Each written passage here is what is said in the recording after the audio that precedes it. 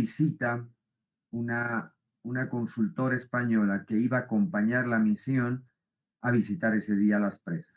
Pero lastimosamente Magua, que es la empresa encargada, pues no tenía los vehículos listos, un desastre y se canceló la misión. Creo que solo fueron en un solo vehículo los españoles que vinieron a ver. Y se habló del tema de riesgos. Básicamente, la llegada de estos amigos españoles era para ver el tema de riesgos en empresas, ¿sí? Que es un tema que lo vamos a ver nosotros también, porque es muy importante analizar el riesgo que podría pasar. No solo hoy en día se exige, juventud, y tomen nota, no solo se exige hoy en día una simulación de rotura de presa, por ejemplo, o la rotura de una obra de toma, que es menos el impacto, obviamente, si comparamos con la rotura de una presa. Si se rompe una presa por alguna situación, mal diseño, como las que ha estado pasando en el país, o presenta filtraciones y es necesario acciones de emergencia para evitar un colapso y un desastre total, ¿sí? Es necesario hacer un análisis de riesgo. Hoy en día, en particular por el tema del cambio climático, en algunas zonas del país se va a incrementar la precipitación, en otras va a disminuir, que es principalmente la afectación más importante, ¿cierto? En la disminución de la disponibilidad de agua, ¿sí? Pero en otras zonas va a generar crecidas importantes y por lo tanto eso es un riesgo. Y el riesgo radica en que el diseño, por ejemplo, del vertedero de desagüe o el vertedero de excedencias, las compuertas de desagüe, las obras de toma o las bocatomas de las presas, podían contribuir a un desagüe también. O sea, ante un evento, ¿sí? Podrían estas tres estructuras trabajar en conjunto para poder evacuar esa crecida y no se dé un sobrevertido sobre la presa. Hemos visto ya algunos casos de sobrevertido y uno en particular de filtración que no opera, un embalse que no opera, que un compañero ha presentado, ¿sí? Pero se dan cuenta del riesgo que se corre, porque son vidas humanas que están al pie de la presa. Y antes que me olvide, andamos con la práctica número 11, ¿verdad? Juventud, ¿qué número nos toca ahora? Sí, nos toca el 11. Ok, me hacen un trabajo de investigación sobre la problemática que ha presentado la presa Chimeo en el Chaco boliviano. Chimeo, ¿ok? Hay planos, hay imágenes, hay videos inclusive. Es un trabajo de investigación y sus conclusiones, como siempre, y recomendaciones que voy a leer, es que ustedes saquen, ¿no?, una conclusión y al mismo tiempo una recomendación o varias recomendaciones importantísimas. Fíjense que está asociado al tema de riesgo, ¿sí? Porque esa presa, la de Chimeo, una presa de materiales sueltos, creo que está en torno a los 32 metros de altura, si no me equivoco, presentó problemas de erosión interna. Y en las imágenes se ve el caudal que está saliendo de esas, de producto de las filtraciones. Y aguas abajo se tenía una población, al menos creo de 200 familias. Si se rompía esa presa, imagínense que se rompa 3, 2 de la mañana, el desastre que puede causar, ¿sí? Ya en la ciudad de ejemplo, nada más comentarles, ya ustedes saben lo que ha pasado en Febrero Negro, el 2002. Creo que ustedes iban al kindergarten en esa época, creo, ¿sí? Y no sé si ustedes han logrado ver muy bien y en detalle lo que ha sucedido en aquella época. Prácticamente la ciudad de La Paz era un río y en la que aproximadamente más, al final, eran 75 personas que habían fallecido, algo así, relacionadas a esa inundación que hubo en la ciudad de La Paz. Y el 2016, a fines del 2016, principios del 2017, tuvimos una sequía. Juventud. Ustedes tienen que tener presente estas situaciones porque ustedes saben que el ciclo se va a volver a presentar en algún momento. ¿Okay? Y esperemos que estemos mejor preparados para aquella situación. En el tema de la sequía que se dio y que los embalses no tenían agua, etcétera, de pronto hoy en día ya contamos con mayor infraestructura. Ya tenemos más presas, tenemos mayor cantidad de agua almacenada, pero por otro lado, el nivel de vida está incrementándose, usamos mayor cantidad de agua. Desde luego deberíamos ser conscientes en hacer un uso racional, pero tampoco podemos limitarnos, ¿cierto? Porque de ese pago también la empresa EPSAS en este caso es la que invierte esos recursos para mejorar la infraestructura, hacer operación y mantenimiento, etcétera, etcétera. Y son lugares y fuentes de trabajo en las que ustedes van a estar. Y de hecho, con mucha satisfacción puedo mencionarles que compañeros suyos, varios compañeros suyos, eran al menos entre 10 personas que están trabajando en diferentes unidades del Ministerio de Medio Ambiente y Agua. ¿Sí? Tuve la oportunidad de encontrarlos en esa reunión que hubo y que están ocupando cargos importantes, son responsables o son técnicos de la unidad de presas, por ejemplo, o de la unidad de planificación de proyectos, o de las otras unidades de riego, o de temas ambientales, etc. Porque vuelvo a reiterar, algo importantísimo, juventud, frente al cambio climático, va a ser la afectación de la disponibilidad de agua y que la tenemos que aprovechar de alguna forma racional. Esto que estoy mencionando, de pronto van a salir preguntas en alguno de los parciales, ¿cierto? Y ustedes tienen que tener clara la idea, ¿sí?, de cómo se tiene que afrontar esta situación. Porque agua está asociado no solo al tema almacenamiento y consumo de agua, sino está asociado también al tema de seguridad alimentaria, juventud. Y por eso es que se hacen empresas en diferentes lugares del país con la idea de almacenar y abastecer las necesidades principales. En el área rural generalmente las presas son para riego. Pero ojo que en la zona minera se construyen los llamados, entre comillas, diques de colas y los hacen como sea, vamos a decir la verdad. Agarran tractores y acumulan, porque el objetivo, claro, no es de ellos almacenar agua, sino es almacenar esas colas, los residuos de la minería que no deberían ser vertidos directamente al río. Y son presas. Y un ejemplo lo hemos visto, la rotura de uno de esos diques, ¿sí? Y que Argentina y Paraguay han soltado su alerta temprana pidiendo a su población que no consuma el recurso hídrico hasta que exista un peritaje, porque van a tomar muestras y van a ver la calidad del agua en el tiempo. Porque se rompió ese dique en Bolivia y hasta que llegue a la Argentina, de todas formas puede ser que no llegue, pero de todas formas ya lanzaron la alerta temprana en su población. Entonces me hacen ese trabajo de chimeo. ¿Alguna consulta, juventud? ¿Alguien quiere comentar algo importante? Antes de que continuemos como en el tema de aforo. Estuvimos viendo la anterior clase. Bueno, ya son las 10:45 y ya no puedo permitir que ingrese alguien más, juventud. Vamos a continuar con el tema. No, antes, veamos el tema del viaje. A ver, Eli y Hugo tienen la palabra para ver cuáles son los resultados y en qué se quedó.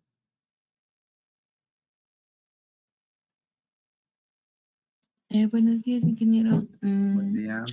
Al grupo manda un formulario para que decidamos el día del viaje y la mayoría vota por el día 5 de septiembre, para el día lunes.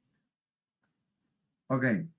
Y está preguntando tengo un familiar que trabaja en un sindicato de buses y eso me está pidiendo el día, el lugar y cuánto tiempo será el viaje para decirnos en qué.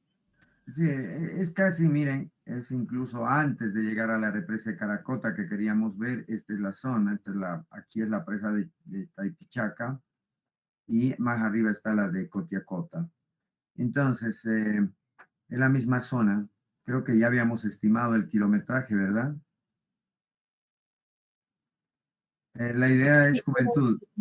57 Adelante. kilómetros. Sí, el anterior era 57 kilómetros. Sí, ponle la misma distancia, ¿ya? Por favor, si nos puede hacer un buen precio, sería excelente. ¿Cuántos se han inscrito? ¿Cuántos se han registrado para hacer la visita? Solo participo en la votación 37 alumnos, ingeniero. Bueno, juventud, a ver, estamos ahora y aquí yo tengo en sala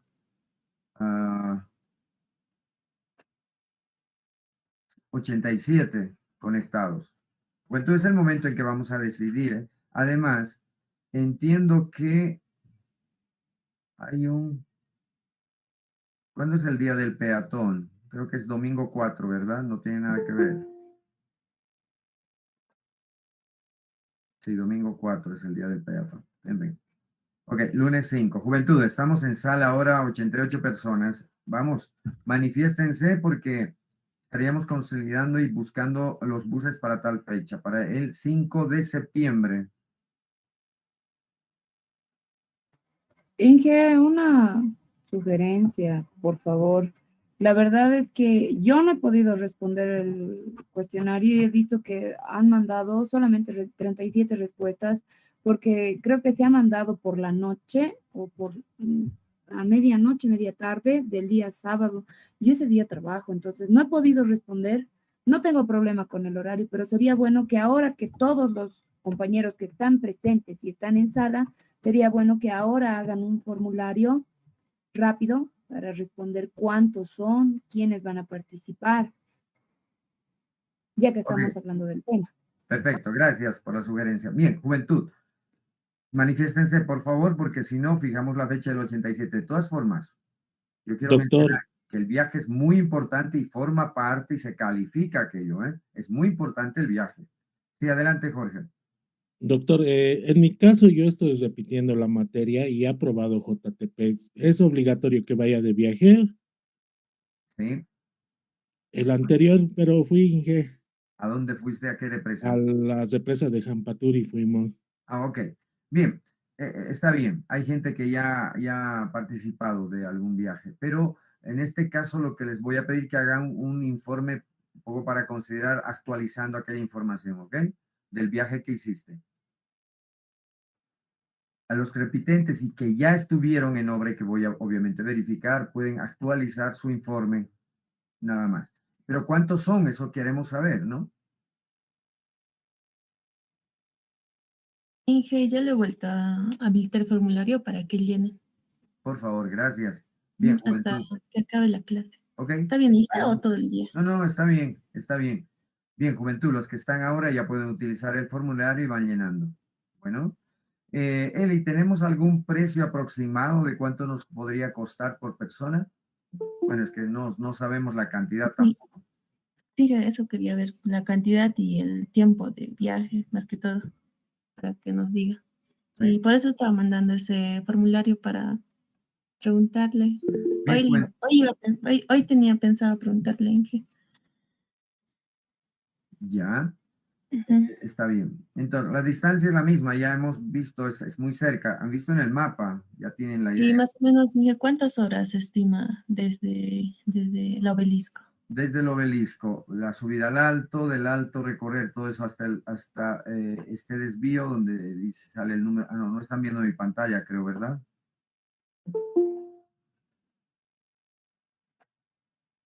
No estoy compartiendo. En Google te estaba mostrando. ¿Ahora se ve mi pantalla? Sí, Inge, se ve. Ok, bueno, esta es la zona que vamos a visitar, esta zona de acá. Entonces, la distancia podemos considerar la misma, entre 57 y 60 kilómetros, y el tiempo. Yo estimo que deberíamos llegar saliendo del obelisco en 1 hora 45 minutos, 1 hora y media, porque el bus no corre, ¿verdad? Va despacio, además como después de la carretera es camino vecinal, entonces de tierra y con calma. Saliendo 6 de la mañana en punto, juventud, no les vamos a esperar más que 5 minutos. Ha habido experiencias anteriores en las que nos vienen alcanzando en Radio Taxi porque se durmieron, porque se quedaron, etcétera, etcétera. Sí. Tomen sus previsiones. 6 de la mañana, 6:05 partimos. Por eso es que el bus no nos tendría que fallar, Hugo y Eli, por favor. y que estén puntuales, y 6 y 5 salimos. Imagínense, 6 y 5, 8 y 10, 8 y media deberíamos estar en la obra.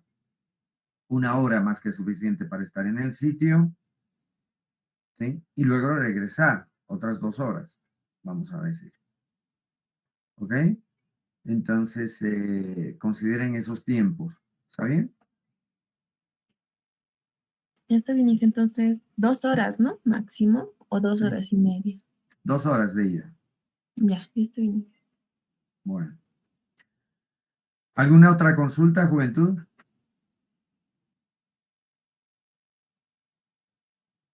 ¿No?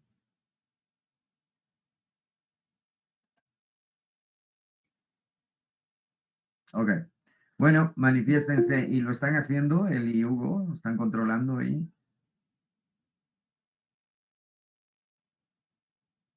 Sí, hija, ya somos 55 alumnos. Ok. Bueno. Vuelvo a reiterar la importancia de hacer el viaje. Y si hay alguien que ponga repitente, que ponga ahí repitente, entonces en la votación, por favor, o me manden una lista a los repitentes para yo considerar aquello, porque ellos me tendrían que actualizar su informe. Bien. Creo que habíamos quedado viendo este tema de aforo que es muy importante para ustedes, juventud.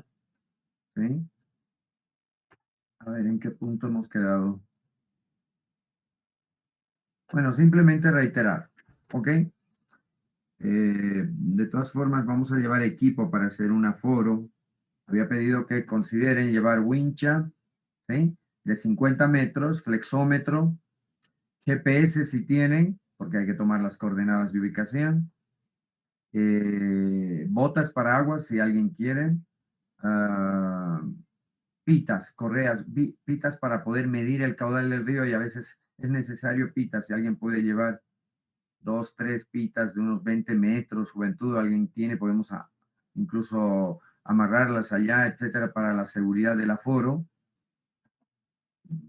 ¿Sí? No es un río enorme como el que estoy mostrando en imagen, ¿cierto? Porque fíjense, para aforar aquí se necesita un equipo especial, etcétera, ¿no?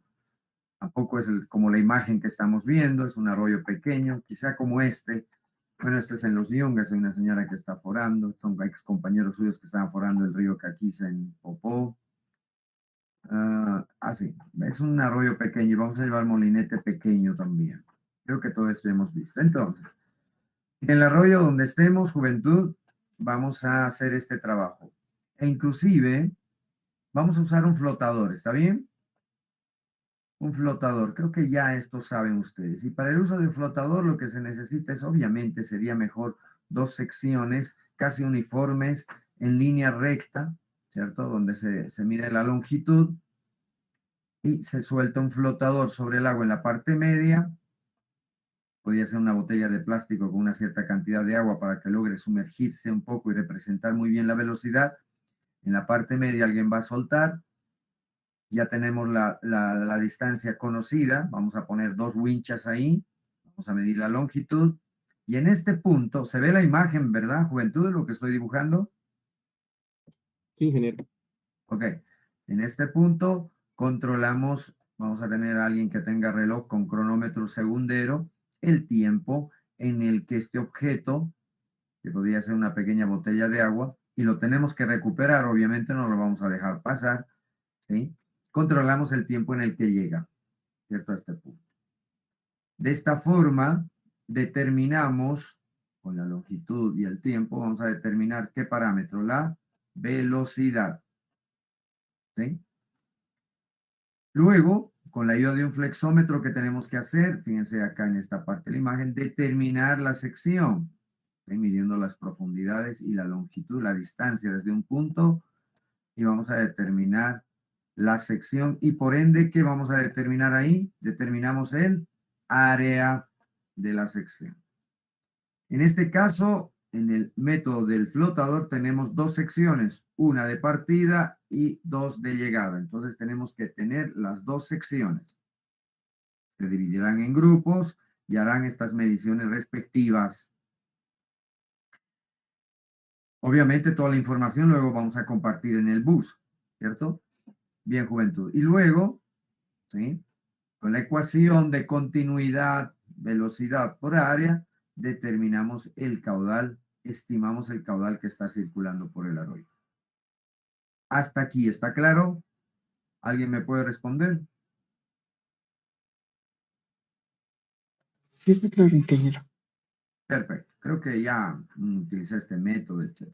Se puede utilizar naranja, mandarina para como flotador, etc. Sí, hay toda una teoría sobre los flotadores también. Y de hecho, solamente es un caudal estimado, ¿sí? Que sirve para efectos, digamos, de determinar preliminarmente qué caudal está atravesando en ese momento, en esa fecha y a esa hora. O sea, tienen que poner la hora del aforo inclusive. Bien. Luego vamos a utilizar el molinete. Que el molinete lo que hace es medir la velocidad con mayor precisión, a diferencia del flotador. El molinete lo que mide es la velocidad en los puntos de una vertical de la sección que queremos aforar. Generalmente se mide a una profundidad del 20, dependiendo del tirante, ¿no? 20% y luego al 80% de la profundidad de cada una de las verticales, fíjense. Y eso es lo que vamos a hacer también. Van a introducir el molinete y me van a medir la velocidad. Luego, conociendo el área, ¿sí? Conociendo el área y aplicando la ecuación de continuidad, determinamos también el caudal. Y lo vamos a comparar con el caudal del método de flotador. ¿Sí? El caudal es no más, no muy grande, pero no lo podemos medir volumétricamente. Como había mencionado anteriormente, si tuviésemos una vertiente, juventud, ¿sí? Si tuviésemos una vertiente, lo que se suele hacer allá es usar el método volumétrico, ¿sí? Se canaliza la vertiente hacia el balde, puede ser un balde o un recipiente de volumen conocido, y se controla el tiempo, y de igual manera, ¿sí? En este caso se divide el volumen sobre el tiempo y se determina el caudal. Sí, eso es para el caso de vertientes, digamos, para proyectos de consumo de agua, porque son las vertientes que se aprovechan para dotar de agua a las poblaciones, ¿cierto? Bien. ¿Está claro, juventud? Entonces, cuando, fíjense en esta imagen, lo que les decía, al 20 y al 80% de profundidad de cada vertical. Pero ojo, aquí hay un detalle importante.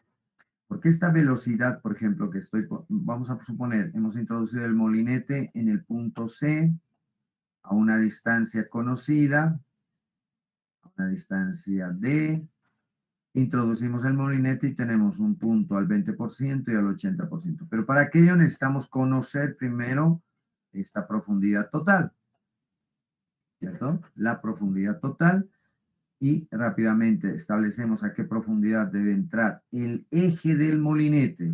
Bueno, el molinete que vamos a utilizar tiene esta forma, ¿sí? Y el eje del molinete tiene que introducirse a esa profundidad. Vamos a controlar muy bien aquello para hacer, cuanto más precisos seamos, mejor es. El resultado va a ser también más preciso.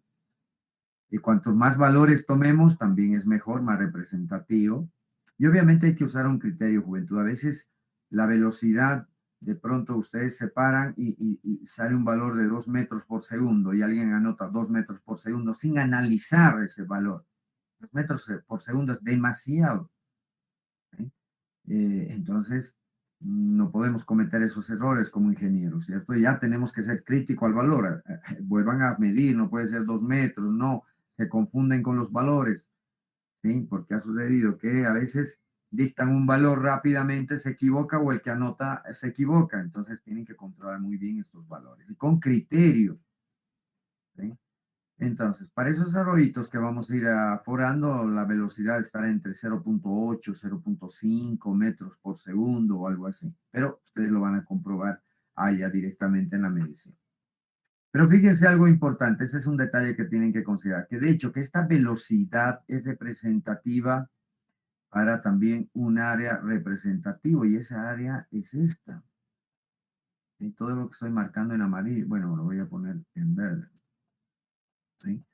Esa velocidad representativa, ¿sí? Para esta sección, para esta área, vamos a decir. Ahí.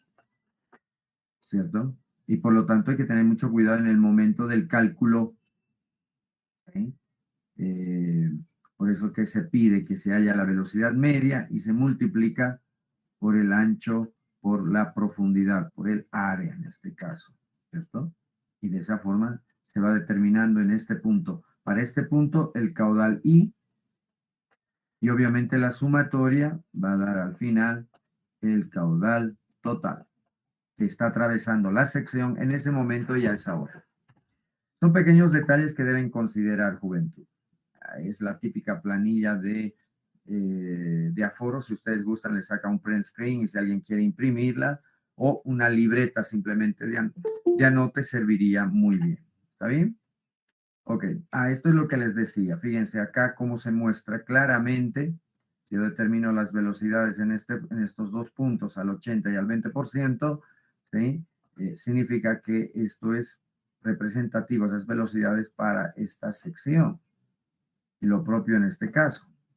Y así sucesivamente se va determinando el caudal.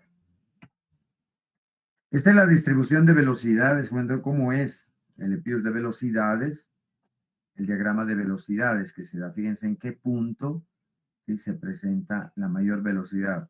Conociendo la sección del río, esto saben de hidráulica, ¿verdad, juventud? En esta parte es que se presenta la mayor velocidad. En la superficie no, porque hay contacto con el aire, y en la parte baja menos, porque allá la velocidad es menor por el tema de fricción, debido a la rugosidad del lecho del río. En ríos grandes e importantes, juventud, y esto es importante que lo mencione, especialmente para los que van a hacer la mención de carreteras. ¿Sí? Si este es el nivel del río y ustedes hacen un aforo, determinan un caudal, etc. Fíjense que es posible que, voy a más bien borrar esto e indicar, utilizando esta imagen, de que el nivel del río, por ejemplo, que sea este. ¿Ok? Vamos a suponer que este es el nivel normal del río. Ustedes hacen un aforo y determinan un cierto caudal. Punto. Pero ¿qué pasa? Cuando hacen el diseño de carreteras o es una torrentera, etcétera, y hacen algo de hidrología, pueden usar la ecuación racional. ¿A qué es igual la ecuación racional, juventud? Es igual a C por I por A. C por I por A. Muy bien. Sí, A metros cúbicos sobre C. Que es C, ya sabemos que es I, ya sabemos que es A, ya sabemos. ¿Sí? Coeficiente de descubrimiento, I es la intensidad y A es el área. A veces esta ecuación sobreestima la capacidad. Lo que se les pide a ustedes en campo, juventud, cuando hagan el diseño, tienen que ir al sitio, tienen que ir a la obra a ver y verificar algunos aspectos. Porque de hecho este río, el que estamos viendo, seguramente en algún momento ha tenido una crecida y la gente lo recuerda. O hay marcas que dejan el río en las riberas y ustedes pueden estimar en principio el área. Una cosa es hacer un cálculo teórico y de escritorio, sea con la ecuación racional, sea con modelos precipitación escurrimiento o análisis de crecidas. Hay varios modelos para crecidas. El GHMS también pueden HMS, el Cuerpo de Ingenieros de Estados Unidos, que son gratis estos programas. Lo pueden utilizar para análisis de crecidas, ¿sí? Pero en fin, juventud. En campo se tiene que hacer la siguiente valoración. Ir al campo y averiguar la información con la gente que vive en la zona. Ellos saben, ¿sí? En qué momento, qué año, qué fecha hubo una crecida impresionante, etc. E hidráulicamente, dejamos de lado la hidrología, e hidráulicamente podemos nosotros hacer una comprobación. ¿De qué manera? Pues podemos, con la ayuda de instrumentos topográficos, sencillos, si tienen un nivel, un teodolito, una estación total, ¿sí? Pueden sacar no solo la sección, esta que estoy mostrando, sino también aguas arriba podían obtener otra sección. Y al tener esta sección, digamos en la parte de arriba, le voy a llamar A y la sección B, automáticamente estoy determinando que la pendiente S del tramo, en una cierta longitud L. Y el GCRAS, por ejemplo, que es el otro modelo, otro programa de igual del Cuerpo de Ingenieros de Estados Unidos, el GCRAS, ¿qué es lo que hace? El bidimensional, ¿sí? Lo que hace es, les pide las secciones del río, cuantas más, mejor, digamos en este tramo de A a B, pueden sacar más secciones, introducen aquellos datos en el GCRAS, pero también identificamos algo importante para el uso, por ejemplo, en este caso, si lo vamos a hacer hidráulicamente, ¿qué ecuación deberíamos utilizar, juventud? Si tenemos la pendiente. ¿Quién sabe qué ecuación? ¿Me da su nombre? Manning. Manning-Stickler.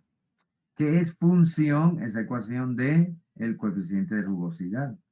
De ahí la importancia, sí, juventud, de conocer esa característica de la rugosidad. Hay tablas en VenteShop, que ustedes lo conocen, o en cualquier libro de hidráulica hay una serie de rugosidad. En un lecho de río, ¿cuánto creen que es la rugosidad de un río? A ver, veamos, no sé qué río conocen, pero que tenga piedras, arenas. ¿Cuánto puede ser? Del río Alcojahuira, por ejemplo, o del río Choqueyapu en su parte alta. ¿Cuál creen que es el coeficiente de rugosidad? Para empezar, ¿cuál es el coeficiente de rugosidad para un canal de hormigón? Aproximadamente, con una soldera enlucida. 0. 0.013 creo que. Ya, dejémoslo en 0.014. Ok. Bueno, por lo menos deberíamos saber esto, ¿sí, juventud? Estaba cerca el compañero. Pero un lecho de río con piedras, gravas, etcétera, es de 0.0. ¿Cuánto creen? ¿Más o menos?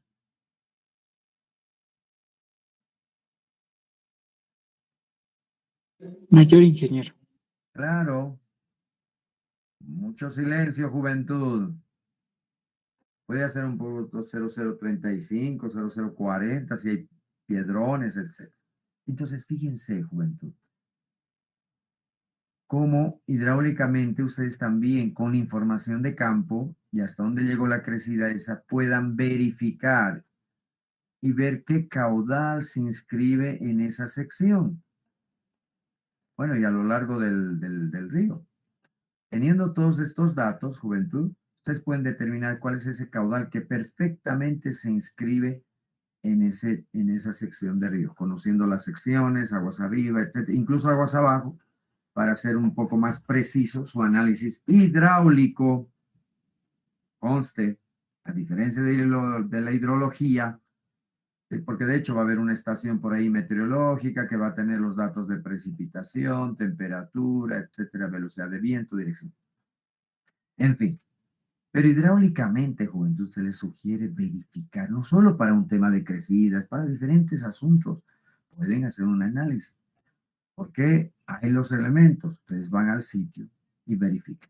Y luego, ¿qué hacen? Obviamente, pueden verificar con este caudal de la hidrología, del estudio hidrológico, comparar el caudal calculado hidráulicamente. ¿Está claro, juventud?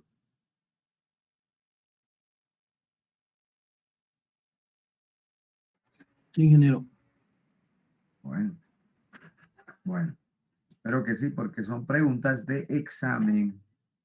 Ok, bien, entonces la importancia del monitoreo de estos caudales, obviamente es muy importante porque cuando queremos implementar proyectos y de aprovechamiento hidráulico, como el caso de represas de mediana, pequeña y gran envergadura, como Misicuni, etcétera, juventud, se necesita datos.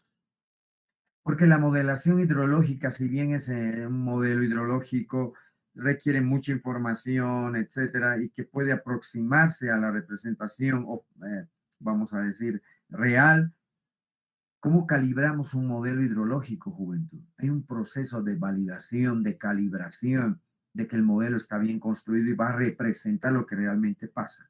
¿Cómo verificamos aquello? Pues la única forma es aforando, teniendo mediciones, ¿sí? Y generando esta curva de caudal y profundidad. Hay una curva de calibración del sitio, ¿sí? En el que debemos construirla aforando y sacando la sección en detalle e instalando, como se ve aquí en la imagen, se ha instalado una regla que se llama linímetro, ¿sí? Que es el que va mostrando los niveles en los que llega el agua, ¿cierto? Y el operador, el observador, todos los días, dependiendo en la mañana, en la noche, ¿sí? Va tomando, o en la tarde, va tomando los datos necesarios en una planilla de registro.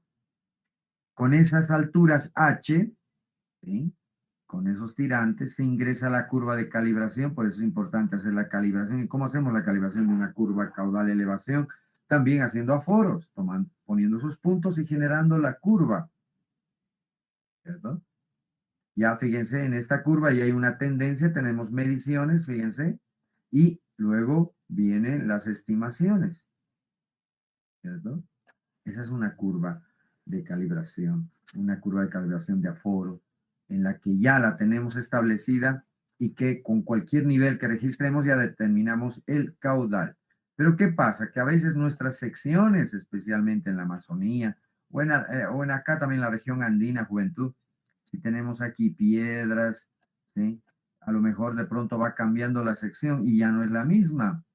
Entonces, eso significa que debemos realizar una nueva calibración, ¿sí? Hemos perdido aquí sección, fíjense. O a lo mejor la sección ha crecido y ya ha erosionado una parte de ese talud, ¿sí? Esas son las condiciones o las características que debemos considerar cuando se hacen este tipo de aforos, ¿sí? Ahí tenemos la curva de gasto, curva de caudal, ¿sí? HQ, de un sitio donde se tienen este eje, las alturas, los niveles, para diferentes niveles, desde un nivel 0, y automáticamente terminamos el caudal, dependiendo de una lectura, porque ya la curva la tenemos bien establecida. Sistemas más sofisticados, por ejemplo, había uno en el estrecho del Bala para el famoso proyecto hidroeléctrico El Bala, que tiene otra finalidad, obviamente, hidroeléctrico, ¿cierto? Se tenía una estación, ¿sí? Con flotadores, creo que esto ya hemos visto, con flotadores. Hoy en día se pone sensores que cuestan más económico, inclusive, y podemos tener en tiempo real los datos. Eso ya es muy importante. Ustedes pueden entrar a cualquier página web y buscar estos instrumentos si los consideran necesarios para instalar. En algunos cursos de río, bueno, hoy también se monitorean aguas subterráneas y es todo con sensores, juventud, ¿sí? Que nos entregan la información en tiempo real. Pero hay que tener cuidado, a veces estos sensores hay que calibrarlos, o si ya vienen calibrados, hay que verificar sus resultados, sus datos, si de pronto existe algún error, etc. ¿Sí? Y por lo tanto, sí, es importante ya el uso de esta tecnología nueva para poder tener estos datos en tiempo real. Imagínense cuando se aforaba el río Beni, había que hacer misiones de viaje hasta Rurrenabaque, que duraban semanas, ¿sí, jóvenes? El aforo se realizaba en un día, no se podía terminar, aunque es ideal realizar en un mismo día, porque el caudal puede variar. Se da una precipitación en alguna parte y el caudal puede incrementarse, ya no es lo mismo. Entonces, la idea siempre era hacer un aforo durante el día en ríos importantes, ríos amazónicos, ríos grandes, ¿cierto? Y se tenían que hacer estas misiones importantes. Hoy en día, ahora se coloca un tubo con un sensor y básicamente lo podemos tener hasta en el celular, dicha información. Pero es importante siempre realizar verificaciones. Y hoy en día, ¿qué es lo que se hace en ríos importantes, ríos amazónicos? No sé si tengo una imagen. Vamos a ver. Bueno, se utiliza los famosos equipos Doppler, ¿sí? Este es un río, por ejemplo, vamos a suponer de unos 25 metros de profundidad. Entonces el equipo, el sonar, ese se lo voy a llamar ADCP, por sus siglas en inglés, Acoustic Doppler Current Profile, ¿sí? Es un equipo que se monta en un pequeño bote, incluso puede ir autónomo, porque ya hoy en día todo es autónomo, no necesito ni bote, lo mando al aparato que está flotando. Este equipo manda señales, ¿sí? Sonoras hacia el fondo, las vuelve a registrar en el rebote y automáticamente va determinando con precisión la sección y además el caudal. A medida que uno va cruzando el río, ya vamos obteniendo un cierto caudal, ¿sí? Hasta llegar al otro extremo. Imagínense cómo se ha alivianado ese trabajo con estos equipos de aforo, con escandallo, tan complicado que era, hasta peligroso, ¿cierto? Y también, por otro lado, con cierta precisión. Un acoustic Doppler profile es más preciso, obviamente. Inclusive podríamos hacer varias pasadas para verificar y obtener un caudal promedio, ¿cierto? Así. Y de esa manera es que pues se realizan hoy en día estos aforos. Bueno, y estas imágenes que estoy mostrando aquí, juventud, básicamente muestran ya en ríos importantes, fíjense hasta dónde llegan las inundaciones, ¿sí? Por eso digo que a veces la hidráulica nos permitiría de alguna forma hacer las comprobaciones del estudio hidrológico en tema de inundaciones, en tema de crecidas, ¿sí? De ríos, arroyos, etcétera, etcétera, etcétera. Es importante determinar muy bien la sección, ¿sí? Y ver qué equipo también vamos a utilizar, ¿cierto? De ahí la importancia, la precisión con que se realizan estos trabajos. Ok. Bueno, en Internet pueden encontrar estos programas, por ejemplo, el H-Canales, que sirve muchísimo para hacer estimaciones de caudales, etcétera, ¿sí? O pueden usar también este Flowmaster, que les permite, fíjense, construir con algunos datos importantes la curva elevación caudal, ¿sí?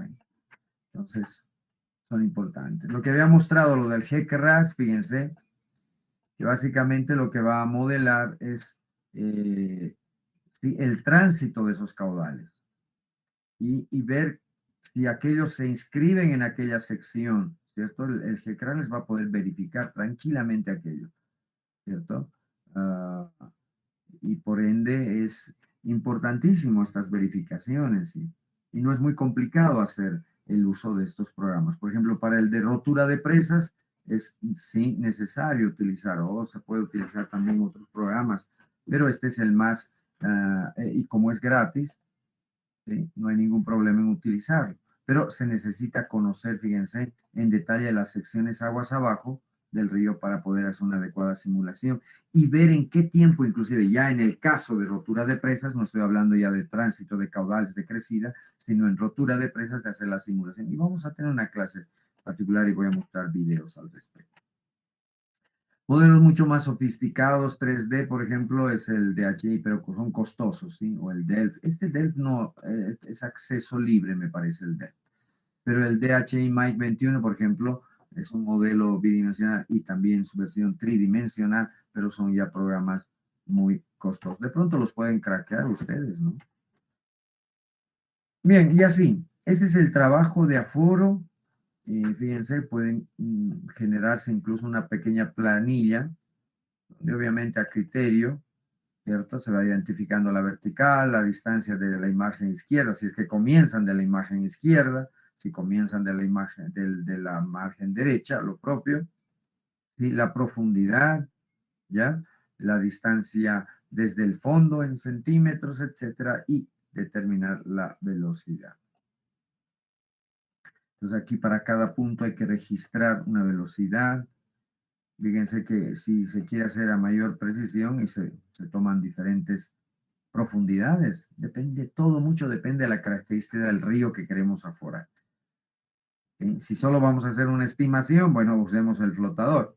Pero si vamos a hacer un trabajo importante, de control, de medición permanente, entonces es muy bueno, ¿no? Medir en los mismos puntos y la cantidad necesaria para tener un dato de caudal con mayor precisión y obviamente considerar nuestras y calibrar la curva elevación caudal o gasto, como se le llama. Generalmente el gasto es el caudal, pero en la bibliografía que puede llegar a sus manos mencionan el término como gasto, que es caudal, en realidad, ¿cierto?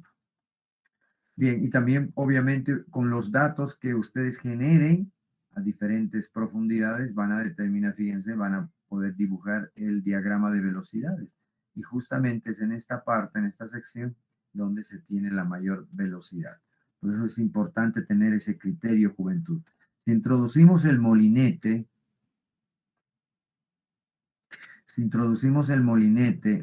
a esta profundidad y obtenemos una velocidad mayor a esta velocidad en esta zona, es que algo está mal, algo estamos haciendo mal. Por eso es que no es solo anotar el dato, jóvenes.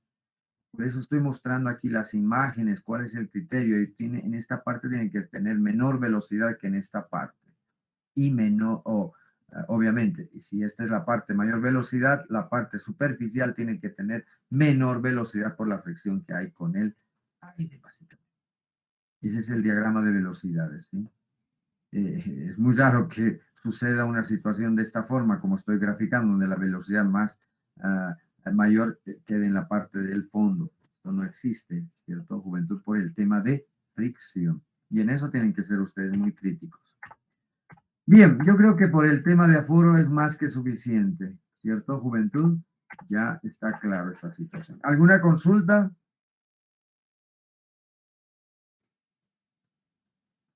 Jóvenes, ¿alguna consulta?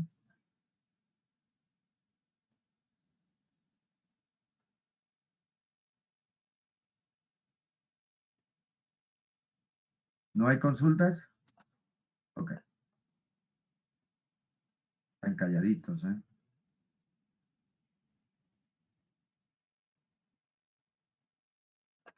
Bien, pues, juventud, cuando, vuelvo a reiterar y voy a volver a mostrar estas imágenes, en el tema ya de un aprovechamiento a través de la construcción de una presa, ¿sí?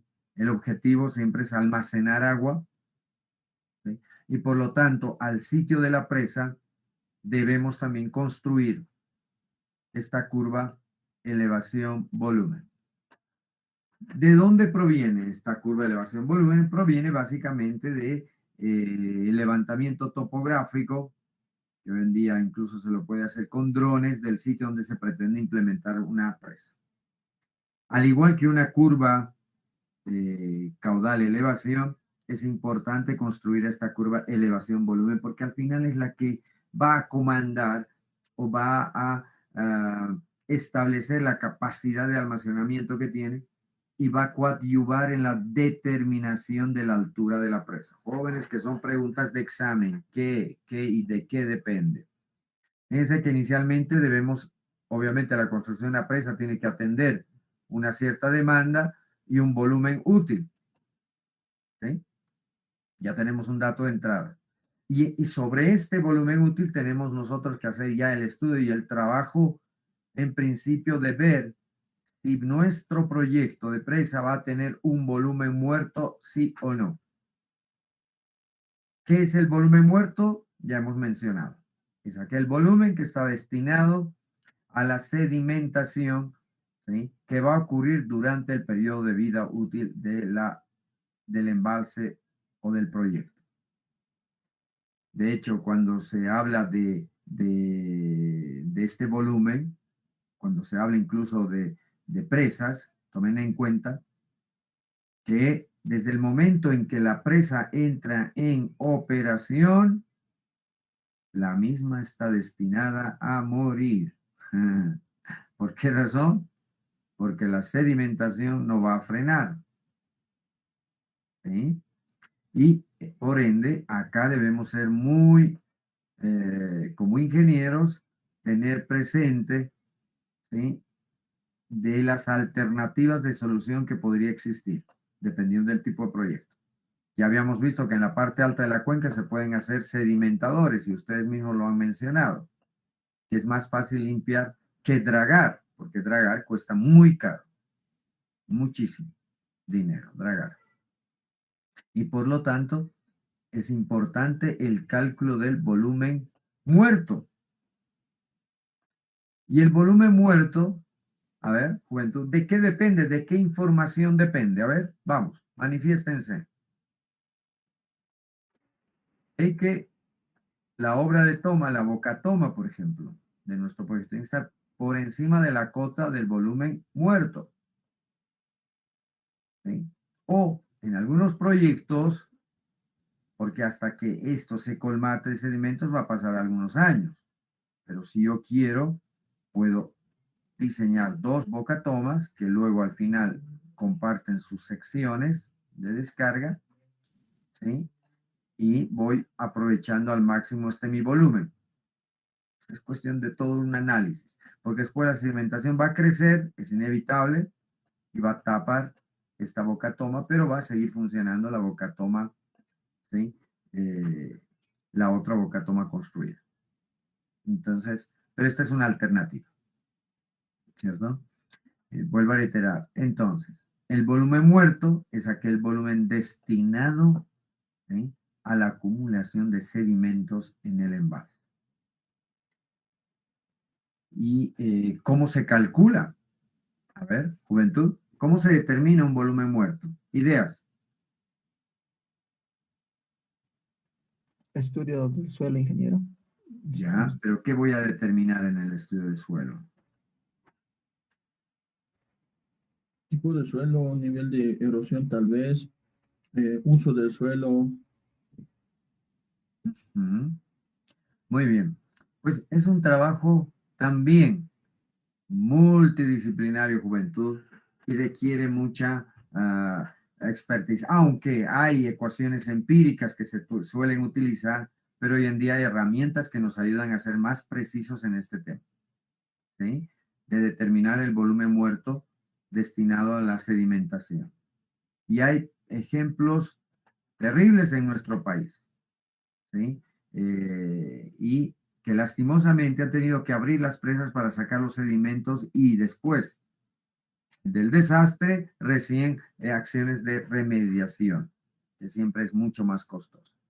Vamos a ver, por ejemplo, acá estoy mostrando una cuenca, ¿sí? Y tenemos un punto de control en esta zona, ¿ya? Esta cuenca está dividida en 1, 2, 3 y 4 subcuencas, ¿cierto? Hay presencia glacial y por ende es en la cordillera esta zona, ¿cierto? Hay una presencia glacial.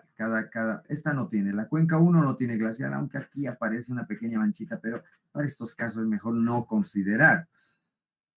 La 2 tiene mayor superficie glacial, la 3 y la 4. Incluso en la 4 hay algunas pequeñas lagunas, ¿sí? Hay 1, 2, 3 lagunas que ya ejercen cierta regulación. Pero también, ¿qué observamos, juventud? Aquí, por ejemplo, ¿qué es esta mancha? ¿Es un? Estamos hablando de la cordillera, zona montañosa, juventud. Estas partes verdes, ¿qué son?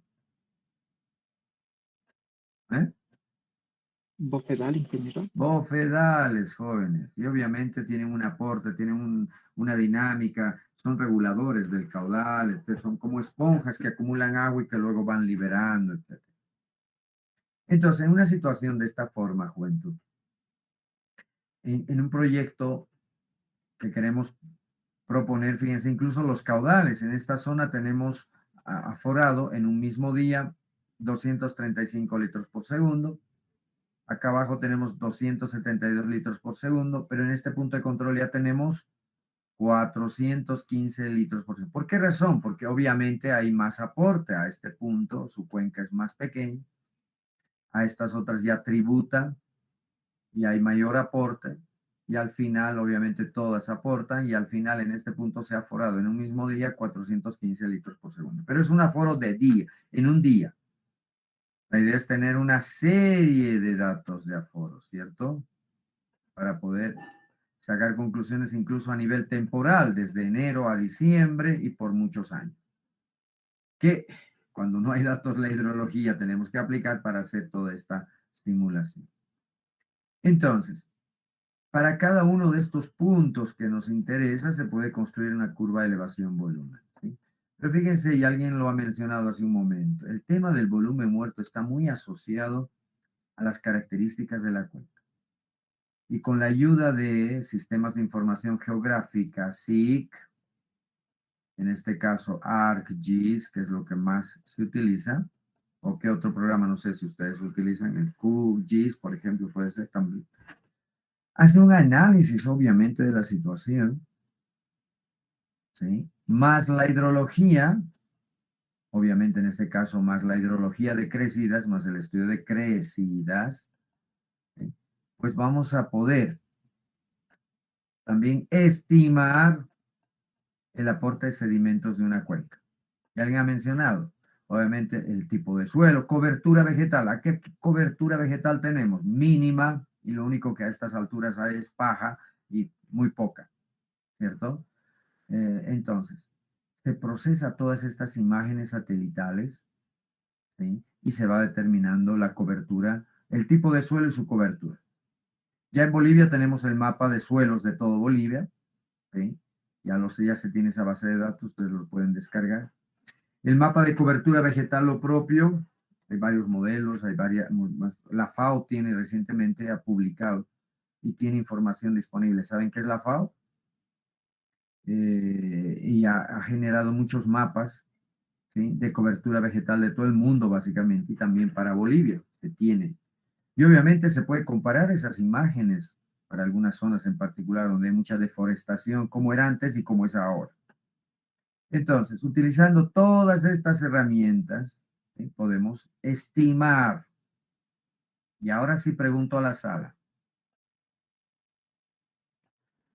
Si yo hago una estimación utilizando tecnología de imágenes satelitales, proceso todo en SIC, hago el estudio hidrológico, hago el estudio de crecidas y estimo el aporte de sedimentos. Ok, es una estimación.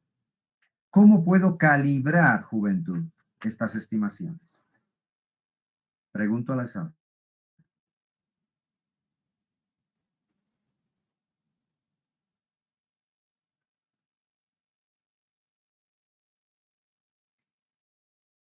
¿Eh? Mucho silencio, jóvenes. Ingeniero, quizá ir a campo y verificar este dato. Por ejemplo, si estimamos ay, eh, la cantidad de sedimentos, tendríamos que ir al campo y tener ese dato de sedimentos, o sea, mm, ¿cuánto, cuánto es el aporte en un sector del río? Ok. Bueno, juventud. Tendríamos que hacer un aforo de sedimentos, que es lo que está queriendo decir su compañero. Ir al campo. Y también, al igual que debemos realizar mediciones de niveles de agua, etcétera, deberíamos hacer medición de sedimentos. ¿Y cómo se hace la medición de sedimentos, juventud?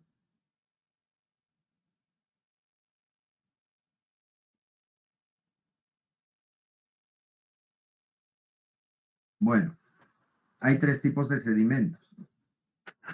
Unos que van, los cantos rodados que van en el fondo, no se desprenden del fondo ante una crecida, que fíjense que es función, siempre va a ser función de un caudal, ¿cierto? Hay caudales que logran vencer esa fricción, empujan las piedras y van estos cantos rodados por el fondo del lecho del río. Hay otro sedimento que, debido a la presencia de un cierto caudal, se desprende de la solera y da pequeños saltos, brincos, que nuevamente se deposita de esa forma. Ese es el otro tipo de sedimento. Y el otro es el que va en forma permanente en suspensión, el sedimento más fino. ¿Qué se debería hacer para calibrar un modelo de esta naturaleza también? Deberíamos tener aforos de sedimentos. ¿Y cómo se hace eso? Existen equipos muy costosos que permiten realizar aforos, es tomar una muestra, meter en el lecho del río y sacar lo que está pasando en ese momento. ¿Sí? Y por lo tanto es complicado inclusive. Imagínense aforar sedimentos en crecidas, que sería lo ideal para ver qué cantidad de sedimento está arrastrando el río. Obviamente hay sensores, láser inclusive hoy en día, que nos permiten aquel trabajo, que son todavía, esos sensores sí son caros, ¿sí? Para instalar en secciones de ríos, etcétera. Entonces, ¿qué es lo que se hace y que ha estado dando buenos resultados? Es obviamente situaciones empíricas, juventud, ¿ya? En base ya a experiencias, etcétera, etcétera. Pero es importante un reconocimiento de toda la cuenca por parte de los, el equipo responsable, geólogos, etcétera, etcétera. Tienen que hacer un reconocimiento de toda la cuenca. ¿Sí? Tengo alguna imagen aquí. Pero es importante el conocimiento, el reconocimiento de toda la cuenca, joven. Entonces, si vamos a suponer que en este sitio tenemos una presa, queremos implementar una presa, ¿sí? Tenemos que, vuelvo a reiterar, es otra tarea multidisciplinaria, juventud.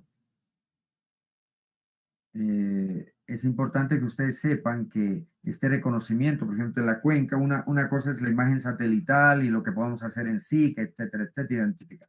Pero es otro el hecho de ir a conocer, caminar las cuencas y verificar el estado en el que se encuentran las mismas. ¿Cierto? Con el geólogo se puede identificar y hacer un reconocimiento. Y ayudados con el especialista SIC, que van a ser ustedes mismos, pues no va a haber otro, bueno, a menos que contrate un ingeniero geógrafo para su proyecto, él puede encargarse de aquello y ustedes coadyuvar su trabajo. Hacer un reconocimiento de todo el sitio y de los posibles riesgos inclusive que podría existir, porque puede ser que una vez que esté construida la presa, lo que ha sucedido con la presa Bayonte en Italia, muy buena presa, se ha construido, etcétera, el embalse, y ha caído todo un talud al embalse. Vamos a suponer que este es el talud, se ha deslizado toda una masa y ha descargado una energía impresionante en el embalse, que ha producido que el agua que tenía el embalse en ese volumen que ha ingresado se ha desplazado rápidamente del embalse a través del cuerpo de la presa, se ha producido un sobrevertido y que lastimosamente se ha llevado 2.000 habitantes. Han fallecido 2.000 habitantes ahogados y por una serie de desastres al pie de esta presa, joven. 2.000 habitantes.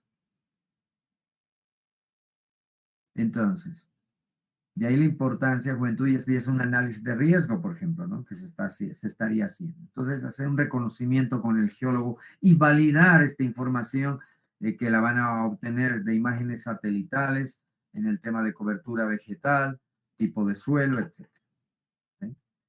Y de ahí la importancia también. Y al igual que cuando se utiliza un modelo hidrológico, se le da mucha importancia a veces a la cuestión hidrológica y menos importancia al tema de sedimentos, como vamos a ver enseguida. ¿Sí? Entonces, es un error del proyectista, del ingeniero responsable, no considerar aquellos aspectos. Se le da un énfasis al estudio hidrológico, consiguen información de Cenami, hacen su procesamiento, etcétera, etcétera, logran usar, no importa cuál modelo, puede ser el WIP, el SWAT, el GR2M, el Scholz, el modelo de Temes, el CHAC, etcétera, etcétera. Creo que el CHAC ustedes han utilizado en hidrología, ¿no? ¿Sí o no, jóvenes? ¿Ya lo conocen? El modelo CHAC. ¿O no? Juventud. ¿En hidrología han aplicado algún modelo?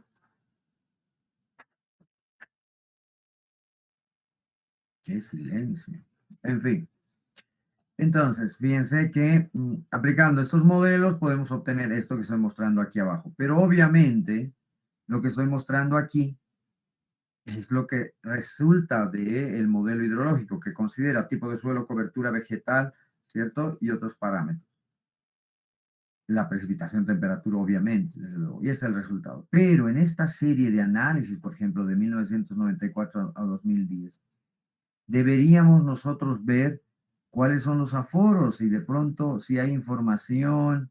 A veces en estos años no se ha aforado nada, hay vacíos, luego se vuelve a aforar, etcétera.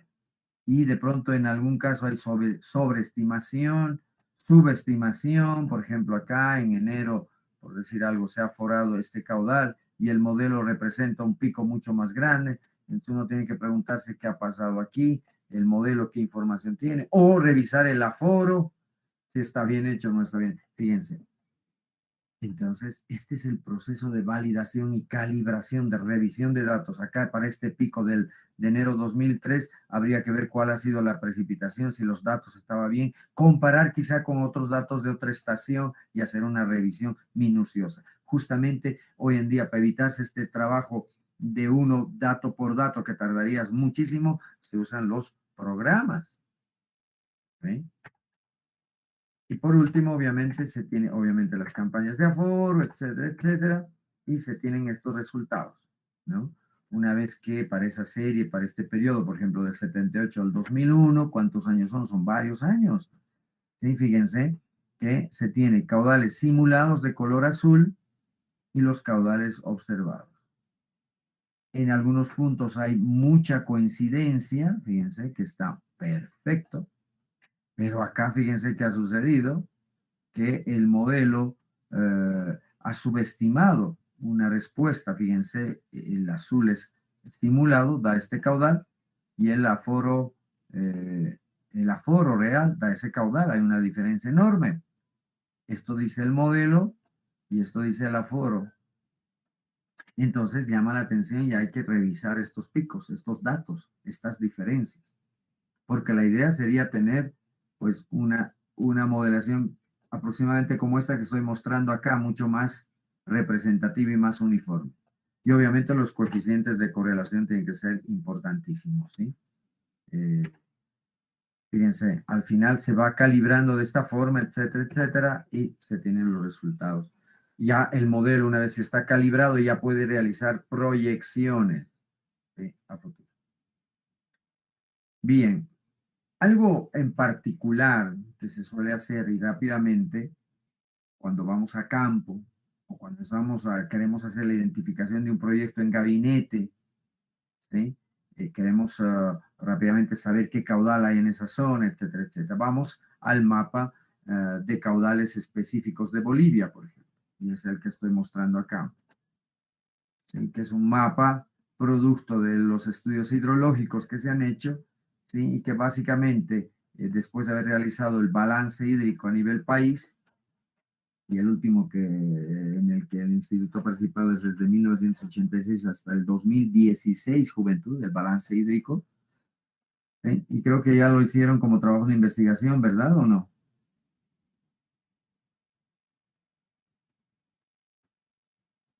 No, no lo han hecho. Entonces, fíjense que ¿cómo que no? Sí, lo han descargado ya, Juventud. ¿Por qué ese silencio? Si ya lo han hecho. Jóvenes, Sí, ingeniero, fue una de las primeras prácticas, creo. claro. ¿Y por qué se callan? Entonces, también hay un mapa de caudal específico, ¿sí? Y básicamente la unidad, fíjense, además está demarcada acá a nivel de subcuencas, ¿sí? Se utiliza mucho la metodología de Fastetter para hacer la división de cuencas y ustedes pueden verificar eso muy simple. Las unidades son en litros sobre segundo sobre kilómetro cuadrado, ¿sí? Pues básicamente es una idea de caudal, ¿cierto? Que podría existir en esas cuencas y ustedes tendrían luego que verificarlas, ¿sí? Fíjense los rangos en los que van. En este sector, en toda la parte del altiplano, el altiplano central, fíjense, va de 0 a 10 litros por segundo por kilómetro cuadrado. Pero estas son estimaciones de un caudal específico, ¿sí? Obviamente, en la zona del Chapare, que sería esta región, esta zona sería la zona del Chapare, ¿sí? Es donde tenemos mayor precipitación. En esa zona, el caudal específico, ¿sí? Y la precipitación incluso anual llega incluso a los 5.000 milímetros, creo que ya habíamos mencionado aquello, ¿cierto? En todo el año llueve alrededor de, por metro cuadrado, 5 metros de columna de agua, a diferencia de nuestro entorno a Uyuni, donde llueve a los 200, 180 milímetros año, 18 centímetros, comparados con los 5.000 milímetros que llueve en el Chapare. Entonces, hacemos siempre este ejercicio y va a ser una práctica para ustedes, ¿sí? Utilizando esta herramienta, o bueno, este sitio web primero, ¿ya? Porque es un trabajo de esta organización, Samsung Water. Copien el link, por favor, y pueden ingresar si quieren ahora mismo. No hubiéramos entrado, pero ya no nos da el tiempo. Tengo que dejarlos enseguida. Y pueden ubicar el sitio de su domicilio, Juventud, esta es la práctica número 12. ¿Sí? Utilizar esta herramienta del Samsung Water para poder determinar la oferta hídrica en el sitio, hacer una cosecha de agua en su techo, ¿sí? ¿Ok? Y van a determinar cuál sería esa capacidad de aporte de agua a partir de la precipitación en su techo, Juventud. ¿Cuánta agua podían ustedes cosechar en su techo? Pero lo que tienen que hacer es primero entrar a este sitio de Samsung Water, ¿sí? Ubicar su domicilio. Si viven en un edificio, pues trabajen con el edificio, ¿no? La superficie del edificio, ¿sí? Y me calculan la disponibilidad de agua.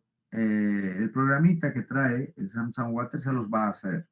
De hecho, tienen que entrar al tema de tools, herramientas, también está en español, ¿sí?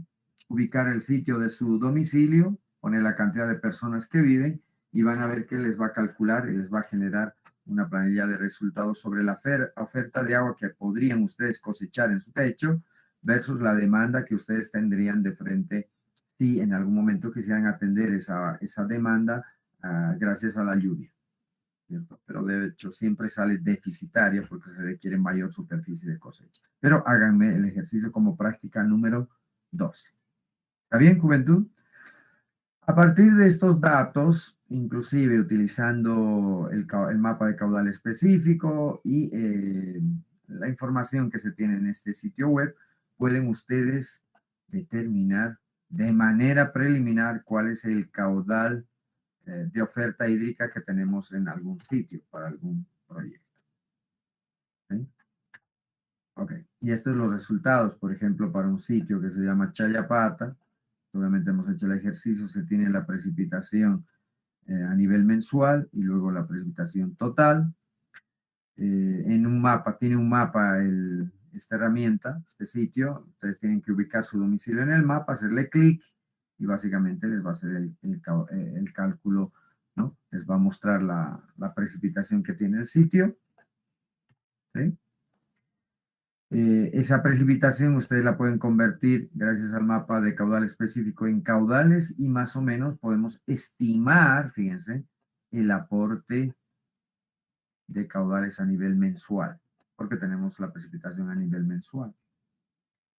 Y de esta forma, precipitación escurrimiento nos representa la oferta hídrica que habría en el sitio. Esa es la práctica número 12. Tránsito de avenidas no vamos a ver todavía, pero quiero mostrar y con esto voy a terminar la clase. Esta es la presa La Calaca, que es un proyecto que ha subestimado la capacidad de aporte de sedimentos, Juventud, y creo que ya en la clase introductoria había mostrado, fíjense, el tema de sedimentación que ha provocado la presa. La cantidad de sedimentos que al segundo año de operación de la presa básicamente la ha casi colmatado, ¿sí? Todo esto ha quedado con sedimentos. Se ha subestimado la capacidad de aporte de sedimentos de la cuenca ¿sí? Y esto es lo que ha resultado, fíjense, incluso la gente está sacando ya aquí agregados para vender, ¿no? Piedras, ¿sí? Y ha obstruido la boca toma y ha obstruido la compuerta de desfogue de fondo. Posteriormente, como se ha visto la necesidad de sacar este sedimento, se ha paralizado la operación, tenido que romper la presa Juventud, tenido que abrir esta presa para poder evacuar porque después las siguientes crecidas han empezado a llegar, no hay tubería de desvío, no había sistema de desvío y para facilitar el lavado, inclusive gracias a la presencia de caudales, se han tenido que abrir la presa para que salgan los sedimentos. Un caso de esta presa digno de análisis, Juventud, y una muestra de la subestimación de capacidad de análisis de transporte de sedimentos a los embalses. ¿Sí? Entonces, ¿y cómo se calcula? ¿Cómo se puede hacer un análisis? Hay una serie de ecuaciones empíricas, Juventud, ¿sí? Y les voy a pasar este dato al grupo, la bibliografía respectiva, que hace un análisis en función, obviamente, del caudal. Por de ahí es importante determinar el caudal. Para cualquier estudio de obra hidráulica sí se requiere este caudal. Y es función de un coeficiente K y de la pendiente del curso del río. Pero esas son ecuaciones empíricas que se han estado aplicando mucho.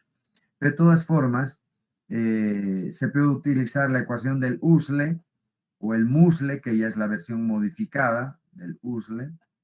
Es la ecuación de transporte de sedimentos que depende de varios parámetros, ¿sí? Fíjense acá, el resultado sería E, que es la pérdida del suelo media anual en toneladas por hectárea por año. R es el factor de erosión por lluvia. K es el factor de erodabilidad del suelo. L por S es el factor topográfico por longitud dependiente L y gradiente dependiente S. ¿Sí? C es el factor de cultivo y manejo adimensional. Si es que hay cultivos en las cuencas, etc. P es el factor de prácticas de conservación también adimensional. Entonces, se hace un análisis de esta forma y por último, utilizando la ecuación de pérdida de suelo, ¿sí? Y es función, ¿sí?, del área de la cuenca por la pérdida de suelo media anual, obtenida gracias a esta ecuación del USLE. ¿Cierto? Entonces, parece complicado, pero básicamente es una sumatoria de mapas, un producto de mapas que gracias a ArcGIS se puede hacer. ¿Sí? Esta es la ecuación de pérdida de suelo 1. El otro método, por ejemplo, el que estima y se lo logra utilizar en los proyectos de manera preliminar es la ecuación de Gavrilovich, y ahí tienen la ecuación, ¿sí? Y que también es función de algunos parámetros importantes, ¿sí? Y la otra es el uso de estas ecuaciones empíricas, que son alrededor de unas 10 o algo más de ecuaciones empíricas, y se las va promediando, que es función de la pendiente y de varios autores, como van mostrando aquello. Voy a pasarles toda esta información. Pero ¿qué es lo importante? Fíjense, en un análisis para un proyecto se ha hecho esta comparación, ¿sí? Que utilizando la ecuación universal de pérdida de suelo, el USLE o el MUSLE, se ha determinado un volumen de sedimentos por año de 690. Utilizando la ecuación de Gavrilovich, 591, y hay una diferencia de 100 metros cúbicos acá. Y las ecuaciones empíricas han arrojado un valor de 793 metros cúbicos año. Fíjense, esos son los resultados. Entonces, pero esto es por año. ¿Cuántos años de vida útil le damos a un embalse? O 40 años, por ejemplo. Entonces habría que multiplicar todo esto por 40 años para saber en realidad el volumen que se espera por cada método. Volumen 1, volumen 2, volumen 3. Y acá uno debe tomar la decisión. Sí, toma este volumen mayor, el menor o el del medio, ¿cierto? Y es un criterio del proyectista. Obviamente aquí había que sumar o restar, mejor dicho, los caudales de volumen de sedimentos que saldrían por la compuerta de desfogue, que va a ayudar en algo, ¿cierto? Pero fíjense cómo los sedimentos se distribuyen y aquí la imagen es muy clara. Voy a regresar a la imagen. la distribución de los sedimentos en el embalse, fíjense, cómo retiramos todo este material que hasta acá, imposible de que llegue a la curva o a la zona de desfogue. ¿Sí? No lo vamos a poder evacuar a menos que entre tractor y empiece a empujar este sedimento y con agua, con algo de agua pueda salir ese caudal por el sistema de desfogue de la presa. ¿Cierto? Y eso es algo muy complicado hacer. Por ende, claro, de hecho, los desfogues de fondo ayudan en alguna medida a evacuar los sedimentos. Y este es un proyecto en total desastre. Y bueno, fíjense que gracias al ArcGIS podemos determinar algunos factores, el mapa de pendientes, por ejemplo, el factor P de las prácticas de conservación, ¿sí? Y por último, determinamos la pérdida de suelo medianual a nivel de píxel, ¿sí? Esa es la gran ventaja de trabajar en ArcGIS, porque básicamente es una suma de mapas, ¿cierto? Y nos ayuda muchísimo en determinar ese volumen de sedimento. Y por último, la ecuación, ¿sí? Para ver la pérdida, la capacidad de pérdida de toda la cuenca. Bien, juventud, aquí quedamos por ahora. ¿Qué dicen el resultado de la encuesta, por favor, juventud?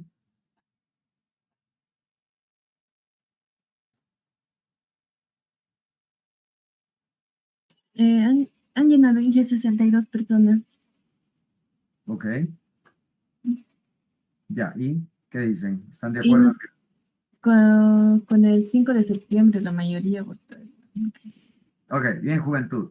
Entonces, por favor, Eli y Hugo, durante la semana vamos mandando al grupo el costo que nos va a representar, la lista oficial de los que van a ir, ¿cierto? Y para que yo vaya teniendo conocimiento de aquello, ¿está bien? Y nos organizamos a través del grupo de WhatsApp. Está Y bien. entonces con los 62, ¿verdad? Sacamos el presupuesto, el costo. Sí, porque no hay más gente, y yo no sé por qué, si tenemos bastantes inscritos. De hecho, voy a ser voy a exigirles que realmente vayan a este viaje. Si hay gente que está repitiendo, para ellos les va a ser también importante que vayan al sitio y vean, conozcan el sitio de cerca, ¿sí? Y si no, los que están repitiendo también, esperaba que se manifiesten y digan quiénes son los que están repitiendo. Si en eso también Eli me puede ayudar y Hugo a hacer una lista de los que están repitiendo para yo tener conocimiento, bueno, de los repitentes de la materia. ¿Ok?